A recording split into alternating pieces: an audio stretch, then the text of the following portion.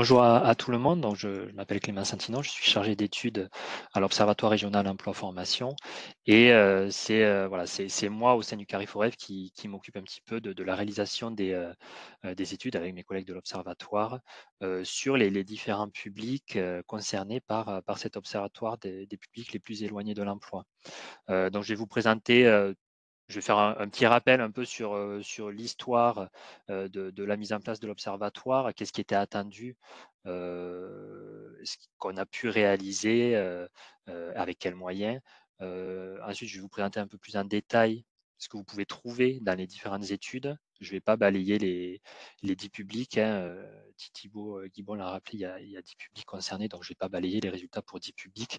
C'est pas le sujet de cette visioconférence, mais je vais plutôt essayer de vous présenter qu'est-ce qu'on peut retrouver dans ces études comme information et quelles ont été un peu les difficultés et puis les méthodologies utilisées. Et puis enfin, je finirai par quelques éléments sur les nouveautés pour 2023. Alors, donc sur le lancement de l'observatoire, Thibault l'a rappelé, c'est quelque chose qui a été lancé officiellement en 2019 avec eu des premières réalisations en 2021.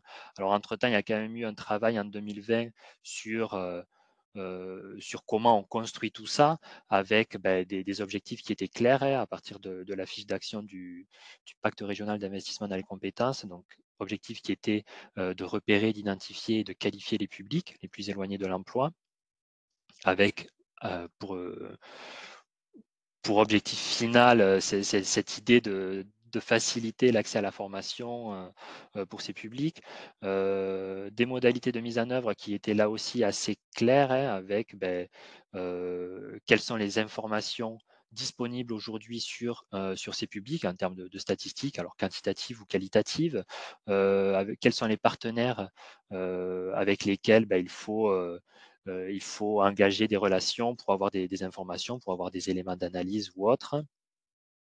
Euh, Est-ce qu'il existe des moyens autres que la statistique publique pour avoir des informations sur ces publics, notamment passer par une enquête spécifique auprès de la population? On va voir que finalement, ça a été le cas. On va le voir tout à l'heure. Une idée que les résultats, les premiers résultats d'une première collection d'études, il fallait les réactualiser. L'idée, c'était pas de faire juste des études one shot, mais d'avoir un suivi d'indicateurs clés pour avoir des informations les plus fraîches et les plus précises possibles. Et puis aussi une idée qu'il fallait, si besoin, approfondir les analyses sur certains publics lorsque c'était le plus pertinent. Donc une mise en œuvre à partir de 2020, on peut passer à la slide suivante, avec 11 publics identifiés. Alors, je vous les liste rapidement, vous les avez là à l'écran, donc les NEET, les décrocheurs, les mineurs non accompagnés, les personnes sous main de justice, les habitants des quartiers prioritaires, les demandeurs d'asile, les allocataires du RSA, les demandeurs d'emploi de longue durée et les jeunes demandeurs d'emploi, les personnes en situation de handicap et les personnes en situation d'illettrisme. Donc là, il y en a 11. L'Observatoire s'est concentré sur 10 publics, puisque en fait, il faut savoir que pour l'illettrisme, des travaux étaient déjà réalisés depuis plusieurs années au Cariforef, avec notamment la publication d'un baromètre lutte contre l'illettrisme. Vous avez alors, vous n'avez pas le support, mais vous aurez le lien quand le support vous sera transmis. Donc voilà, qui donne quelques informations. C'est un cas particulier, donc c'est pas un public qui est directement rattaché à l'observatoire sur notre site web en tout cas, mais des informations sont disponibles et sont réalisées des études sont réalisées par le Cariforef sur le sujet. Alors, je m'attarde un petit peu sur l'illettrisme parce que en fait, il faut savoir que c'est un sujet sur lequel on a très très peu d'informations. Et il se trouve que là, depuis le début de l'année, une enquête a été réalisée, enfin, est en cours au niveau de l'Occitanie pour déterminer le taux d'illettrisme dans la région au niveau des départements et essayer d'avoir un portrait statistique avec des caractéristiques des personnes en situation d'illettrisme. Donc c'est une enquête assez importante qui va se dérouler quasiment sur toute l'année. Donc c'est quelque chose d'assez nouveau. Le Cariforef avec la région et l'État se sont attaqués au sujet. Donc on aura On aura des éléments à la fin de l'année en principe, mais voilà, sujet un peu particulier. Concernant les 10 autres publics, une première collection de 10 études donc a été publiée entre la mi-2021 et le début 2022. Donc des études que vous pouvez trouver sur notre site internet, sur le site du CARIFOREF, des études assez conséquentes, on va dire, puisque c'était des études de lancement un peu sur ce sujet. Et puis, il y a une actualisation qui a été réalisée, comme l'a rappelé Thibaut Guimond tout à l'heure, en 2022, avec plus dans l'idée d'actualiser des indicateurs clés et de faire quelques focus sur la formation sur certains publics. Alors concrètement, qu'est-ce qu'il y a dans ces études? La première collection, donc c'est une construction harmonisée, hein. On est parti du principe qu'il fallait vraiment avoir cette idée de collection. Donc on est sur des formats homogènes. Une première partie consacrée aux définitions. C'est un peu lourd, mais ça reste indispensable puisque sur certains publics, ça peut être très compliqué. Je pense notamment aux mineurs non accompagnés ou aux demandeurs d'asile. Donc voilà, il y a vraiment une première partie qui permet de se familiariser. Alors, sans rentrer trop dans les détails non plus, parce que ce n'est pas le sujet de ces études, mais d'avoir au moins quelques éléments sur les concepts ou sur les définitions. Une deuxième partie qui, là, rentre dans le cœur du sujet de mieux connaître les publics avec un portrait statistique, hein, clairement, qui donne des informations sur le nombre de personnes, leur répartition territoriale, leurs caractéristiques, l'évolution des dernières années, voilà, pour essayer d'avoir vraiment la, le panel d'informations le plus large possible sur ces personnes. Quand ça a pu être le cas, on a fait des focus sur des thématiques transverses, notamment le handicap et les QPV. Alors, c'est deux publics à part entière, mais en fait, c'est aussi deux caractéristiques. Enfin, soit c'est un niveau territorial, soit c'est une caractéristique des individus. Donc, voilà, ces thématiques du handicap et des QPV se retrouvent en fait dès que possible dans dans toutes les autres études. Euh, une troisième partie qui, elle, est focalisée sur la formation, l'accès à la formation du public, quelle formation suivie, plutôt qualifiante, professionnalisante, enfin voilà, ce genre de choses. Et enfin, une dernière partie qui était plus liée à la prospective, donc un peu plus qualitative, voilà, pour donner quelques éléments à moyen, on va dire à moyen terme, long terme c'est un peu compliqué, mais au moins à moyen terme. Et donc, comme je disais, la deuxième série d'études qui, elle, a consisté plus en une actualisation d'indicateurs clés et en faisant des focus sur la formation lorsque c'était possible.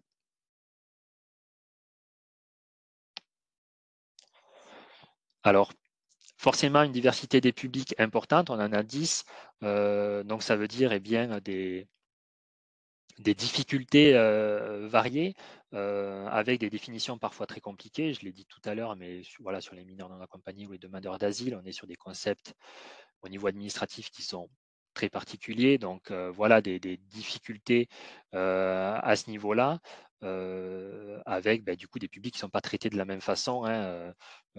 Certains, c'est très clair, c'est très carré. Je pense aux demandeurs d'emploi, par exemple. Donc pas de gros soucis et la partie définition au début est plutôt courte, contrairement à d'autres. Donc voilà, il y a ça qu'il a fallu prendre en compte.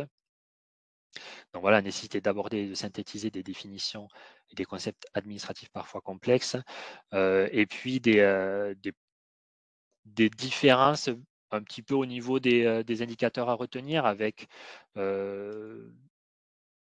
voilà, je l'ai mis là, des publics qui ne sont pas vraiment des publics, donc on est sur les QPV par exemple, où là, en fait, on a tous les indicateurs socio-économiques disponibles, puisqu'on est sur un territoire, on n'est pas sur un public, mais voilà, il a fallu jouer un petit peu avec ça. Des publics pour lesquels beaucoup d'informations est disponible, d'autres moins d'informations. Donc, même si on est sur un format d'études identique pour chaque public, on a des parties qui sont plus ou moins développées selon les publics abordés.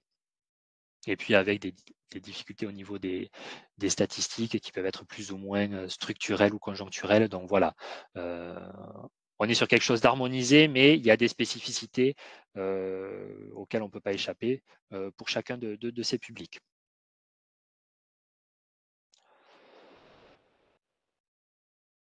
Pour terminer, dans un point rapide sur ce qui est attendu pour 2023, donc il y a une nouvelle actualisation qui est prévue d'indicateurs clés encore une fois.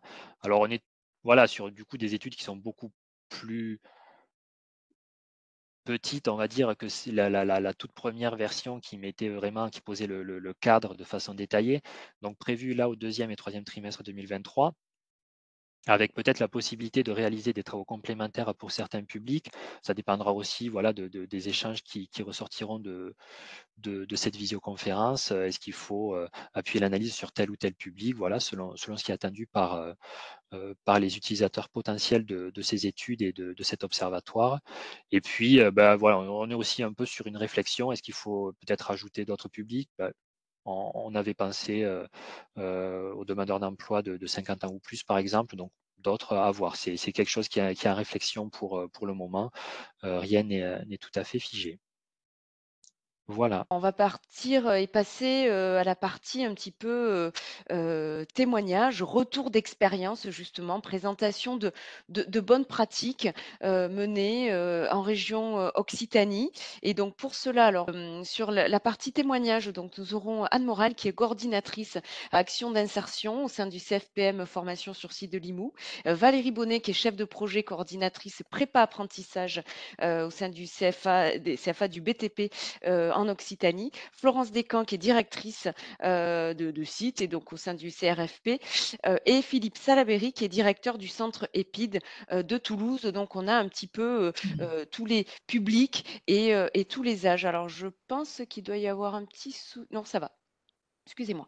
Donc là, l'objectif, eh bien, c'est d'avoir ces témoignages, peu table ronde, autour de 3 questions, assez importantes et bien sûr le type de public et le type de situation. Bien sûr, réellement concrètement, comment ces bonnes pratiques, comment ces méthodes-là ont été mises en place et quels sont, les résultats justement, qui ont permis justement d'emmener en fait ces publics-là en formation et surtout de ne pas rompre leur parcours de formation. Donc, on va commencer effectivement par la première question. Donc, est-ce que vous pouvez nous apporter des précisions sur le type de public que vous recevez, que vous accompagnez et sur le type de situation auquel vous êtes confronté, même si on a vu déjà dans le board de Klaxoon qu'on avait déjà un certain nombre de situations. Et je vous propose déjà de commencer par Valérie Bonnet, puis ensuite Philippe Salaberry, puisqu'on est un petit peu sur le même type de public jeune et peut-être en situation de décrochage. Eh bien, Valérie, c'est à toi. Donc bonjour à tous. Donc effectivement, je suis Valérie Bonnet. Donc je m'occupe du dispositif prépa apprentissage au sein des CFA BTP Occitanie. Alors le public que nous rencontrons dans ce dispositif prépa apprentissage est essentiellement des jeunes entre 16 et 29 ans, des jeunes avec un profil décrocheur, des NEET. On a depuis pas mal, on va dire une petite année, pas mal de reconversions aussi, des jeunes qui sont en reconversion. Peu de diplômes, donc donc sans diplôme. Et évidemment, pour entrer dans le dispositif prépa-apprentissage, je viendrai après sur le déploiement et sur les expérimentations et les exemples que je vais vous présenter. On est surtout sur des jeunes qui ont une appétence au métier du bâtiment au départ. Voilà. En gros, le public que nous accompagnons. Merci, Valérie. Peut-être Philippe, Salaberry, directeur de l'EPID. Donc pareil, vous pouvez ouvrir le micro. Normalement, j'ai ouvert mon micro. Vous m'entendez bien? Tout va bien, tout va bien. Bien. Bonjour, donc je suis Philippe Salaberry, je suis le directeur du centre EPID de Toulouse. Donc l'EPID, c'est un établissement public, établissement pour l'insertion dans l'emploi, et nous accueillons des jeunes âgés de 17 à 25 ans. Là aussi, comme Valérie, peu ou pas diplômés. Diplôme max, le baccalauréat, nous avons à peu près 10% de bacheliers. Nous les accueillons pour un parcours de 8 mois avec un accompagnement global et notamment ils vivent en internat du lundi au vendredi. Les jeunes que nous accueillons sont des jeunes qui sont venus d'une part pour trouver un cadre structurant. C'est ce qu'ils recherchent. Ils nous sont adressés pour 30 ou 40% d'entre eux par les missions locales. Donc ils viennent chercher ici un cadre structurant, des règles que l'on s'efforce de faire appliquer. Pour 20 à 30% d'entre eux, ils ont un projet que l'on appelle métier de l'uniforme. donc les armées, la police, la gendarmerie, la pénitentiaire, les douanes. Mais pour 70 à 80% d'entre eux, ce sont des projets autres, voire pas de projets du tout. Donc dans l'accompagnement qu'on va proposer, on va devoir leur faire découvrir des métiers, des secteurs et lutter contre des a priori, contre des images erronées de certains métiers ou de certains secteurs, des idées arrêtées. Voilà à peu près donc pour notre public. Nous travaillons sur 4 axes. Un accompagnement médico-social, un accompagnement en matière de formation, formation générale, mobilité, sport, informatique, un accompagnement en matière d'éducation à la citoyenneté, découverte des institutions, découverte des valeurs de la République et promotion des valeurs de la République, devoir de mémoire, le tout au service de la 4e dimension qui est l'insertion professionnelle, voilà, qui est le fil conducteur de ce parcours. Je passe la parole à Florence Descamps, donc qui va effectivement nous parler assez rapidement du public et plutôt du type de situation. L'accompagnement, on en parlera juste après. Très bien, bonjour, Florence Descamps, donc directrice de site Béziers-Hague de Pézenas pour le CRFP. Nous accompagnons donc, nous mettons en place 3 dispositifs. Le projet pro, donc qui permet de définir et de valider un projet professionnel. Le public accueilli est à partir de 18 ans, sans limite d'âge. Le but, c'est donc de travailler l'orientation et la validation du projet par des immersions en situation professionnelle. Nous avons un deuxième dispositif qui s'appelle Lexio, donc qui permet donc de développer des compétences de base dans la lutte contre l'illettrisme et l'électronisme, avec cette fois-ci un public accueilli à partir de 16 ans. L'idée, c'est de favoriser la poursuite de parcours et l'accompagnement à la recherche d'emploi. Nous avons enfin un 3e dispositif qui s'appelle Avenir, qui là se situe en milieu carcéral, milieu pénitentiaire à Béziers. Et donc le but, c'est de travailler sur le développement des compétences numériques. Alors, par rapport à Lexio, donc ce sont des personnes qui peuvent être soit en situation professionnelle, soit en recherche d'emploi, mais dont les compétences de base ne sont pas suffisantes pour accéder, par exemple, à la qualification.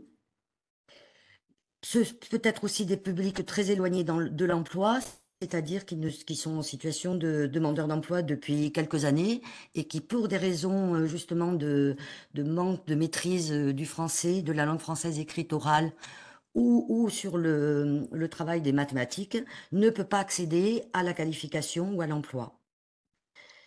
Est-ce que j'ai été plus claire sur le... Merci Florence. Donc on va du coup passer donc à Anne Morel et donc plutôt insister sur le type de public et le type de situation et pas sur les dispositifs.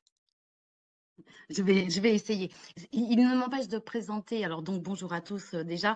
Ça passe effectivement aussi par la présentation un peu de nos actions, puisque les dispositifs où les personnes sont rencontrées sont liés aussi aux actions sur lesquelles nous pouvons travailler. Donc le CFPM est présent dans tout l'Aude. Il va pouvoir rencontrer des publics allocataires du RSA, du bilan diagnostic, à la référence à l'accompagnement au projet. Des dispositifs de demandeurs d'emploi avec les prestations Pôle emploi, également dispositifs de la région, de l'élaboration de projets aux actions diplômantes. Alors nous, le type de situation qu'on va rencontrer, c'est principalement des personnes qui sont en rupture avec le monde de l'entreprise, qui rencontrent des difficultés de mobilité, de compréhension de niveau de langue française pour accéder de manière sereine et pérenne à des actions diplômantes pour lesquelles il nous faut activer un certain nombre de leviers avant ou pendant l'accompagnement qu'on peut réaliser avec eux. C'est à partir de cette diversité des publics et des dispositifs qu'on a construit une nouvelle modalité d'accompagnement et mis en place de nouvelles pratiques avec eux. Voilà. Merci Anne. Justement, on va rentrer dans le vif du sujet sur ces méthodes-là. Et donc, quel type d'action, justement, de bonnes pratiques vous avez mis en œuvre pour répondre à ces situations, à ces problématiques. Et donc, on va laisser la parole à Philippe Salaberry qui va nous parler plutôt du développement, la reconnaissance des soft skills à travers un parcours citoyen et éducatif et l'importance du partenariat avec le réseau d'entreprises. Donc, c'est à vous, Philippe. D'accord. Alors, Nous sommes à l'EPID, donc nous sommes partis du constat que les entreprises avaient de fortes attentes en matière de savoir-être, de compétences douces, de soft skills, et que donc c'est un de nos 4 axes donc de travail, et il s'agissait pour nous il nous a apparu important de valoriser ce travail qui est fait et de le mettre en adéquation avec les attentes des entreprises. Donc on est parti d'abord d'un partenariat et ensuite autour d'un travail autour du référentiel RecTech, qui est un projet un projet européen qui inclut 3 pays, Belgique, Luxembourg et France, et qui vise à définir un référentiel de compétences reconnu par les entreprises. Parallèlement à ça, il se trouve que l'EPID, établissement EPID, donc a signé une convention avec le MEDEF au niveau national, que nous avons décliné localement avec le MEDEF 31, et ça apparaissait tout à l'heure dans le board, l'importance des partenariats, des périodes d'immersion et finalement des échanges avec les entreprises. Donc nous avons rencontré le MEDEF pour élaborer avec le MEDEF un référentiel de compétences basé donc sur ce référentiel RecTech. Nous avons retenu 7 compétences essentielles: le respect des règles, la communication à l'oral, l'organisation de l'activité, le travail en équipe, agir face aux imprévus, la gestion des informations, et puis agir en citoyen. À l'époque où on parle de RSE, là aussi, c'est quelque chose qui parle aux entreprises. Ce référentiel donc de compétences est mis en œuvre. C'est un travail qui est en cours, hein, est mis en œuvre au sein de l'EPID, avec de nombreuses situations pendant lesquelles, que ce soit à l'intérieur du centre EPID ou bien à l'extérieur lors des démarches, nous évaluons ces compétences, par exemple lors des stages en entreprise. Il y a également une part importante accordée à l'auto-évaluation par les jeunes eux-mêmes.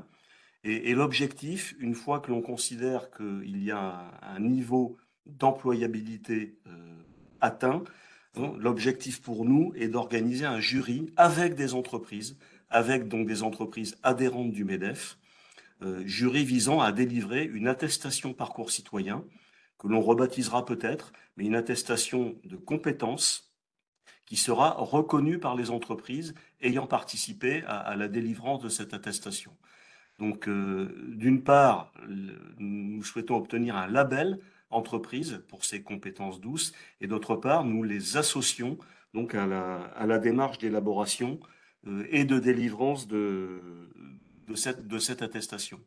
On estime que on fera passer nos jeunes devant un jury au bout d'environ 5 mois de parcours, de façon à avoir réalisé un travail là aussi approfondi, marqué, pour bien faire comprendre à nos jeunes volontaires insertion donc les attentes des entreprises et pour multiplier les possibilités d'échange entre les entreprises, nos jeunes et bien évidemment les agents de l'EPID.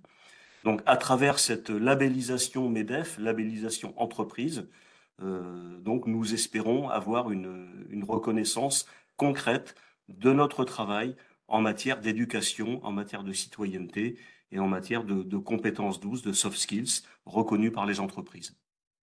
Voilà, donc c'est un travail que l'on a entrepris depuis septembre dernier et le premier jury devrait se dérouler au mois de juin, si tout va bien. Voilà. Ce que l'on en attend, eh bien, c'est plus de jeunes employés au sein des entreprises à travers cette reconnaissance.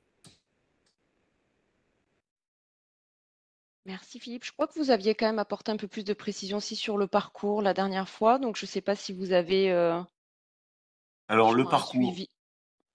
Non, mais sinon, c'est OK. j'ai essayé d'être synthétique, mais je peux développer Peut-être un peu si trop. Ouais, peut-être oui, développer un tout oui. petit peu, parce que surtout sur le volet soft skills, ces rencontres avec les entreprises, hein, c'était le. Alors, oui, pour nous, dans notre parcours, il est important, je le précisais tout à l'heure en préambule, d'avoir des rencontres, des échanges avec les entreprises. Nous allons donc multiplier, dès le 2e mois de parcours, les périodes d'immersion, les informations qui sont faites soit au centre, soit en entreprise, les présentations de métiers, également les présentations de plateformes techniques, de plateformes de formation. Et nous accordons une grande importance aux stages. Donc c'est lors de ces stages que l'on va travailler en partenariat avec les entreprises pour évaluer nos jeunes volontaires dans toutes les compétences que j'ai citées et vérifier que l'on est en adéquation. Le respect des règles, on l'évalue au centre, mais on l'évalue aussi en entreprise. Le travail en équipe est extrêmement important, la compréhension des consignes.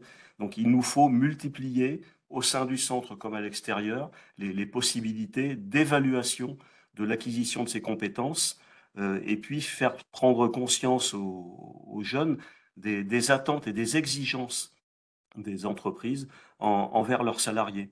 On travaille également tous les vendredis de façon donc hebdomadaire. Nous valorisons nos jeunes, les réussites aux examens, aux concours ou en sortie emploi-formation.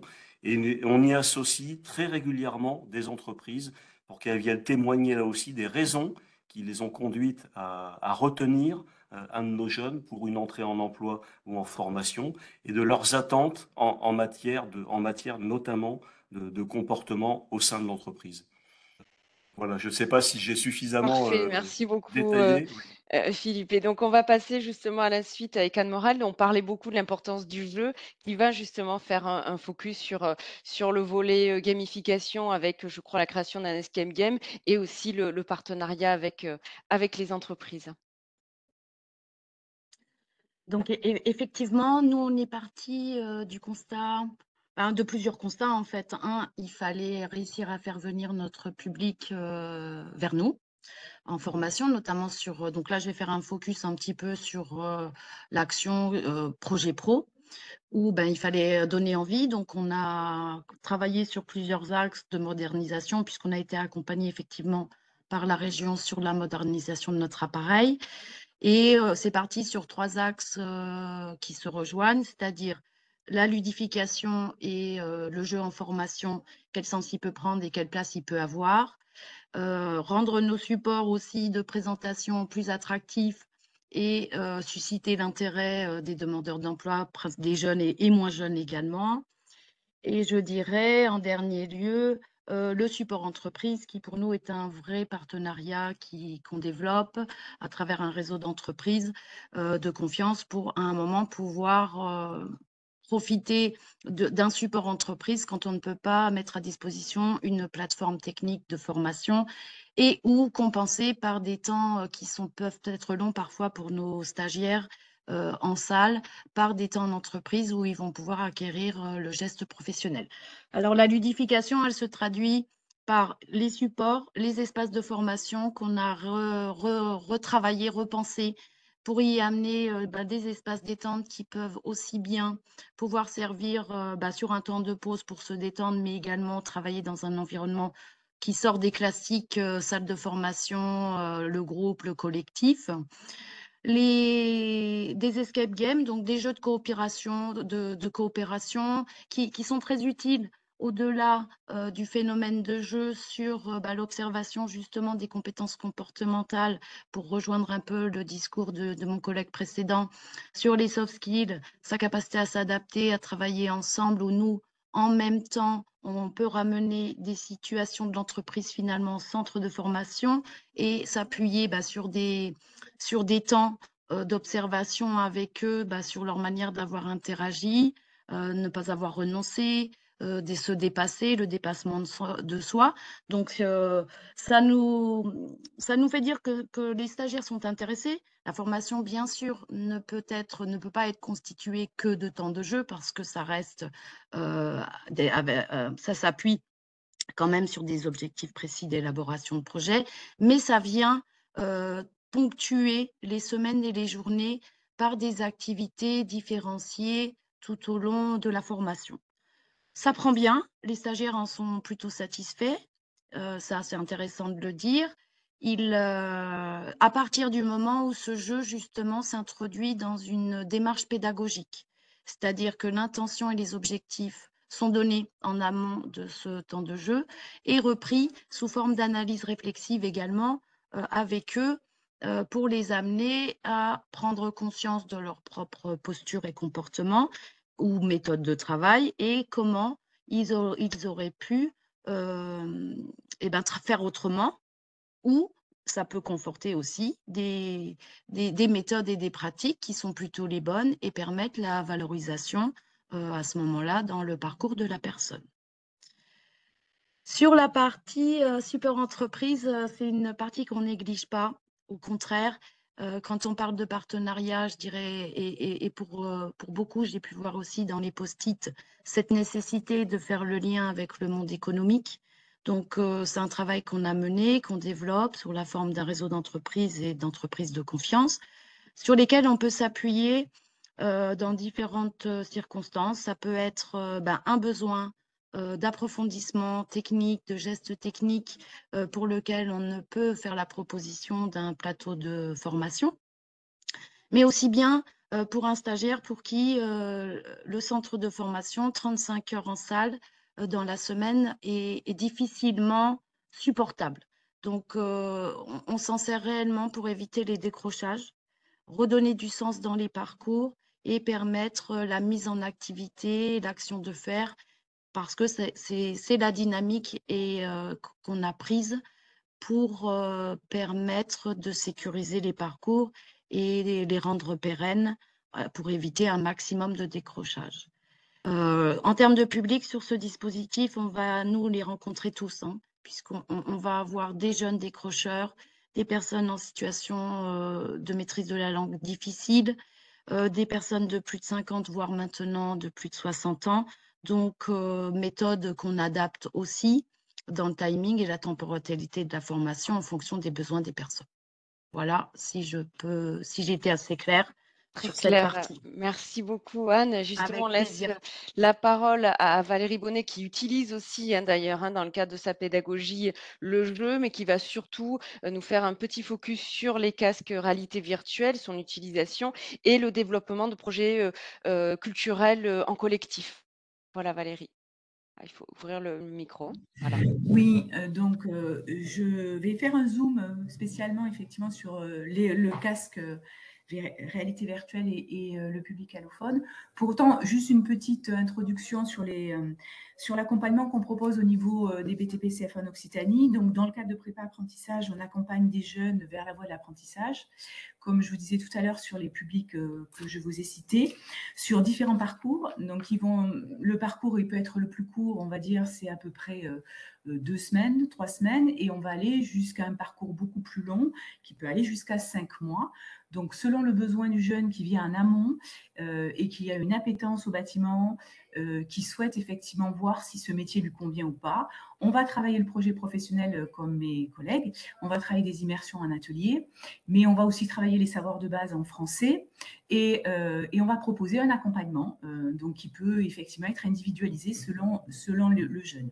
Donc, nos publics étant des jeunes assez éloignés, on a fait évidemment, on a proposé un accompagnement très à base de ludopédagogie, on va dire très joué sur du jeu. Donc, on a gamifié évidemment notre contenu pédagogique. Et à côté de ça aussi, on a intégré le casque virtuel pour que ça puisse, on va dire, on puisse avoir une approche de la découverte du métier dans le sens expérientiel. Donc, on va faire vivre l'expérience par les jeunes, par un casque virtuel. Au-delà de vivre l'expérience, c'est de vivre une immersion. Donc, on a un jeu spécifique, mais on en a plusieurs, mais notamment sur tout ce qui est sécurité. Ce qui est important aussi, c'est bien les initier à la sécurité. Donc, à la fois, cette activité pédagogique, elle est encadrée, c'est-à-dire qu'effectivement, en amont comme après, on a un référentiel qui est le même que mes homologues sur le RECTEC, où on va analyser les compétences du jeune en amont et après. On va le travailler de façon collective. Donc, un jeune, effectivement, en situation avec le casque virtuel, tout le monde est acteur. Donc, on a tout un scénario autour de ça. Tout le monde est acteur avec on va dire, des missions. On va travailler la communication sous forme, comment ils arrivent à communiquer, donner des consignes, etc. On va travailler le travail d'équipe, tout ce qui est en lien avec le soft skills et la cohésion d'équipe qui est extrêmement important dans les métiers du bâtiment. Donc, ça nous permet effectivement de pouvoir aborder pas mal d'éléments en lien avec la sécurité, mais aussi de pouvoir, on va dire, donner mettre le jeune vraiment en situation avant même d'intégrer la partie PMSMP, stage en immersion d'entreprise, puisque l'accompagnement proposé, aujourd'hui, le dispositif Prépap a commencé vers 2020 et on est à 1400 jeunes accompagnés sur ce dispositif-là, avec des taux d'insertion assez importants. Donc, on a essayé effectivement de vraiment à chaque fois faire évoluer notre pédagogie en fonction des besoins. Donc là, c'est sur le casque virtuel. On le fait, on le fait réellement sur beaucoup de jeunes décrocheurs plus, mais on peut aussi le faire sur le public allophone, donc les primo-arrivants, puisqu'on a un parcours de 5 mois où on accompagne des publics allophones, où là, ça permet aussi de gommer, on va dire, tous les freins, toutes les barrières liées à la langue aussi, en vivant l'expérience aussi et en faisant acteur, en demandant à tous les jeunes d'avoir un rôle, un acteur, et comme un scénario, une pièce de théâtre, on le travaille de cette façon-là, en fait. Je voulais aussi vous faire un zoom sur, puisque c'est l'objectif, sur aussi le public allophone sur lequel on accompagne à peu près 150 jeunes par an sur ce public-là, en gros entre 150 et 200 jeunes sur des publics allophones sur un parcours qui va aux alentours de 5 mois, on va dire, avec effectivement tout ce qui est savoir de base, donc sur un français sur objectif spécifique, c'est-à-dire lié au métier du bâtiment, pour leur donner le vocabulaire aussi et tout ce qui est avec du français et des mathématiques, je précise bien aussi. Et sur ces publics-là, on a vite compris qu'il était nécessaire d'intégrer la culture et l'expression artistique au cœur même du parcours. Donc, on a proposé des parcours et des activités artistiques qui sont complètement intégrées dans la pédagogie. L'idée, c'est l'ouvrir sur l'interculturalité, c'est l'ouvrir sur, on va dire, le monde, mais aussi leur expression à eux, puisque souvent, ils ont des difficultés d'expression, des difficultés de compréhension. Donc, on a mis dans chacun des parcours, sur chacun des campus, une activité culturelle complètement intégrée, qui est le fil conducteur, on va dire le fil rouge du prépa-apprentissage pour les publics allophones. Je vais peut-être juste vous donner un élément de référence et un zoom sur, par exemple, un accompagnement qui a été fait dans le cadre du campus de Méjeanne-les-Alès, de Lézignan-Corbière, où là, on a fait tout un accompagnement sur la partie artistique, sur du street art. Donc, je peux faire le zoom sur le street art, mais sur Montpellier, on fait du slam. Sur Perpignan, on va faire du théâtre. Et à chaque fois, c'est complètement intégré et c'est vraiment le fil conducteur de l'action pédagogique. Et sur le street art, ce qui est déployé, ça fait 2 ans qu'on le fait avec les différents groupes. On a travaillé le tag, qui est l'image, et l'identité, en fait, pour la construction de l'identité du jeune. Donc, on a travaillé avec un artiste régional, en fait, qui a ses locaux juste à côté, hein, c'est Explicatrice, c'est un gros artiste de street art, qui les a pris, avec qui il y a eu effectivement toute une partie en amont sur parler l'art urbain et la signification de l'art urbain pour des jeunes qui sont plutôt on veut dire, on va dire avec des parcours un peu difficiles parce qu'ils sont généralement ils sont suivis par l'ASE. J'imagine que ça évoque à pas mal de gens. Donc, ils sont aussi dans une situation un peu, je mets entre guillemets, éphémère, ce qui était au démarrage de l'art urbain. Et donc, on a associé ça aussi dans la compréhension de cette activité. Ils ont créé leur tag, leur identité. Ils ont créé une œuvre commune également. Donc, on a travaillé tous les soft skills, tous les éléments au travers de cette activité pédagogique qui est intégrée même au cœur du parcours prépa-apprentissage. Et donc là, je vous donne un exemple là sur Lézignan, mais pour autant, les mêmes exemples sont faits sur chacun des parcours. Là, dans le cas présent, c'était effectivement tout ce qui est le concept de l'art qui a été travaillé avec le street art, l'observation et le respect des consignes, bien évidemment, tout ce qui est gestes techniques et la pratique artistique, affirmer son identité par le biais d'une signature originale, mais on a aussi travaillé le travail en groupe, l'autonomie, la sensibilité à la planète et à l'environnement, puisque chacune des activités est souvent liée à cette thématique-là. Là, dans le cas du street art de cet acteur-là, il ne prend que des éléments récupérés. Donc, on essaye de pallier et effectivement de couvrir tout sur ce fil conducteur qui est cette activité culturelle que l'on met en place depuis le début, ce qui fonctionne plutôt, on va dire, assez bien.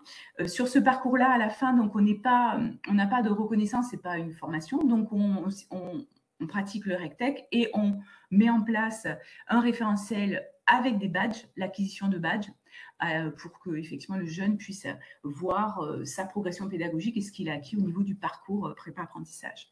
Sur les partenariats, bien évidemment, pour travailler avec tous ces acteurs-là, on est obligé d'avoir des partenariats dans le monde culturel, mais aussi, puisque Prépap, c'est aussi intégrer l'apprentissage, trouver un employeur. Donc, on est aussi en lien avec toutes les entreprises. Donc, nous, on travaille beaucoup sur les publics, notamment avec le GIEC. On travaille avec tout ce qui est milieu du bâtiment, la maison de l'architecture, la CABEP. On travaille aussi sur la création d'activités. Donc, on travaille avec la BGE, beaucoup d'entreprises qui viennent, qui les intègrent en immersion, mais aussi on fait des chantiers d'insertion également. Tous les jeunes chez nous, ils ont un parcours avec une immersion, donc ils sont en atelier toutes les semaines sur les différents métiers. Et voilà, donc je ne sais pas si je peux déployer plus. Non, merci Voilà. parce qu'on a dépassé le temps, c'était très intéressant, mais on va passer à la suite et sur la troisième question, du coup, on passera beaucoup moins de temps. Donc là, ça fait une bonne transition justement avec le volet soft skills et projets collectifs et on va laisser la parole à Florence Descamps qui va nous faire part aussi des bonnes pratiques menées au sein de son organisme. Alors, voilà. Oui, donc pour notre part, nous valorisons deux types de contenus sur les actions que nous faisons. Il y a d'une part la mise en place de projets collectifs et d'autre part la mise en place d'ateliers de communication non violente. Donc sur la partie projet collectif, ça se passe généralement plutôt en milieu de parcours, dans un groupe. Et ce qui est important pour nous, c'est que ça soit à l'initiative des stagiaires. Alors quand je parle d'initiative des stagiaires, c'est-à-dire que l'idée doit venir de l'initiative des stagiaires, du choix des stagiaires. L'idée, c'est d'arriver à quelque chose de concret. Le groupe de stagiaires met en place et organise toutes les étapes du projet jusqu'à sa concrétisation. Donc en l'occurrence, là, vous avez des exemples ça peut être un aménagement extérieur. Donc là, vous avez le nichoir. Ça peut être un travail autour du développement durable. Là, on a du recyclage de papier. Et enfin, sur le troisième exemple, un panneau unidirectionnel qui est à l'initiative de stagiaires sur Lexio, donc sur les savoirs de base. Et nous sommes partis donc de l'origine des pays des personnes pour mettre en place ce panneau. Pour nous, cela permet de développer des compétences sociales et personnelles, ce qu'on appelle les soft skills aujourd'hui, en devenant acteur dans une dynamique qui se prolonge en plusieurs étapes. Cela valorise des savoir-faire de chacun et permet aussi des échanges. Pour nous, c'est une mise en situation de travail d'équipe avec une organisation sur toutes les étapes nécessaires pour un travail mis en commun. Ce qu'on peut observer en termes de résultats, c'est une reprise de confiance en soi et en ses capacités, une valorisation des savoir-faire à partir des échanges, le plaisir de partager et de mener un projet qui se concrétise. Alors donc, vous avez eu donc tous les exemples. Il y a eu aussi parfois le souhait d'une journée participative et citoyenne, comme par exemple se rendre à la Croix-Rouge et venir et prêter main forte au groupe de la Croix-Rouge de Béziers. Au niveau de la communication non violente, donc l'idée c'est d'avoir une partie théorique et puis ensuite une mise en pratique par des situations. L'idée étant de sensibiliser à ce type de communication pour les futures situations professionnelles, telles que les démarches de recherche de stage et d'emploi. Se préparer également aussi à des refus qui peuvent être vécus comme des échecs et d'aider à gérer des situations de stress procurées par ce type de démarche. Le but, donc l'objectif, c'est de se sentir responsable de sa façon de communiquer, d'être plus à l'aise dans des différentes situations de communication. Les résultats qu'on observe, ce sont des démarches professionnelles mieux appréhendées et facilitées, et ça permet de prendre conscience de sa manière de communiquer et d'en être responsable, d'en prendre la responsabilité. Pour nous, ce qu'on observe depuis qu'on met en place ces ateliers, donc régulièrement dans les différents dispositifs, c'est cela permet d'optimiser les résultats attendus en termes de savoir-être, de développement de soft skills. Cela permet une meilleure expression des besoins et des demandes des stagiaires. Voilà, j'ai essayé d'être le plus synthétique Et vous possible, avez comme été vous très m'avez demandé. synthétique.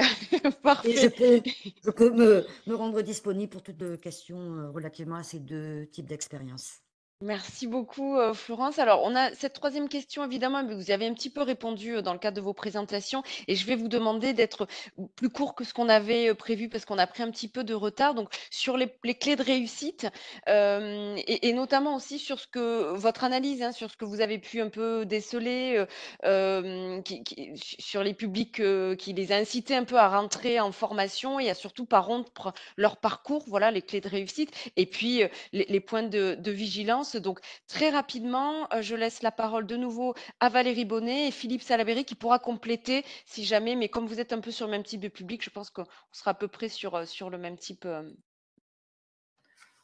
Les clés de réussite, c'est bien évidemment la confiance en soi. Bon, après, la réussite, elle est pour nous, c'est clair, c'est le projet. Hein. Donc, chacun, on concrétisait des projets. Donc, on est sur des taux d'insertion très importants avec une réussite. Mais après, pour le jeune lui-même, c'est vraiment gagner en confiance, gagner aussi en autonomie. On est vraiment sur ces éléments-là. On a un retour évidemment très positif, mais aussi des partenaires, on va dire. On voit bien que effectivement ces jeunes-là, après, quand ils rentrent, nous, en parcours de formation, c'est des jeunes qui ont acquis une certaine, on va dire, aisance, une certaine autonomie, une certaine confiance. Donc, ça se passe plutôt très, très bien après sur le reste. Donc, moi, sur les clés de réussite, ça serait plutôt ça, c'est les résultats. Après, les vigilances sur les points d'amélioration, c'est que la question du point de vigilance et d'amélioration, c'est évidemment, on a souvent dans des parcours, enfin je pense à des publics allophones ou autres, dans l'accompagnement qu'on fait à notre côté, on a souvent on va dire des comportements liés, on va dire des attitudes ou des comportements soit liés à l'addictif, ça joint le social, le médical à des moments donnés, c'est qu'on peut avoir des jeunes qu'on accompagne nous, où on n'est pas compétent, et donc effectivement il faut avoir une certaine vigilance lorsqu'on rentre les jeunes en parcours prépa-apprentissage, de faire une analyse du diagnostic et voir si on est compétent sur tous les domaines, parce que souvent il y a effectivement lié à la santé, lié à tout ce qui est des sujets sur lesquels on est obligé de renvoyer sur d'autres partenaires, en fait. Donc, la vigilance du diagnostic en amont, en fait, hein, lorsqu'on rentre ces jeunes. Merci Valérie. Philippe, très rapidement, si vous avez. Très rapidement, je souscris avec les deux mots-clés que Valérie a prononcés, confiance, autonomie. C'est aussi le sens de notre travail, en insistant sur l'aspect valorisation. C'est-à-dire que pour nous, c'est très important. On veille à valoriser ces jeunes très régulièrement, justement pour leur donner confiance. En ce qui concerne les points de vigilance, moi, ce qui me vient à l'esprit, c'est l'acceptation d'un plan B. Je m'explique. On a des jeunes qui arrivent avec pas d'idée, et pour eux, il va falloir lutter contre les a priori envers certains métiers, certains secteurs. Et puis on a des jeunes qui arrivent avec une idée fixe, mais une idée fixe qui ne pourra pas malheureusement parfois se concrétiser, se réaliser. Donc il s'agit de développer avec eux un plan B, ce que l'on fait systématiquement, mais il faut leur faire accepter ce plan B et ça n'est pas toujours évident. Donc, essayer d'ouvrir ces jeunes vers des métiers, des secteurs ou d'autres voies que ce qu'ils auraient pu imaginer.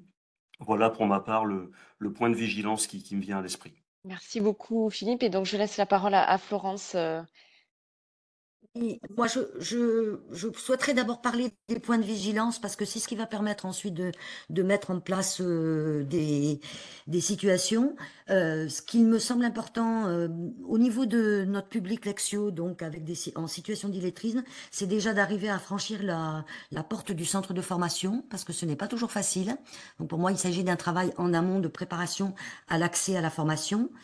Nous avons aussi à prévenir des situations de décrochage, des périodes de découragement et de démotivation qui se traduisent par de l'absentéisme, des retards ou parfois des attitudes passives.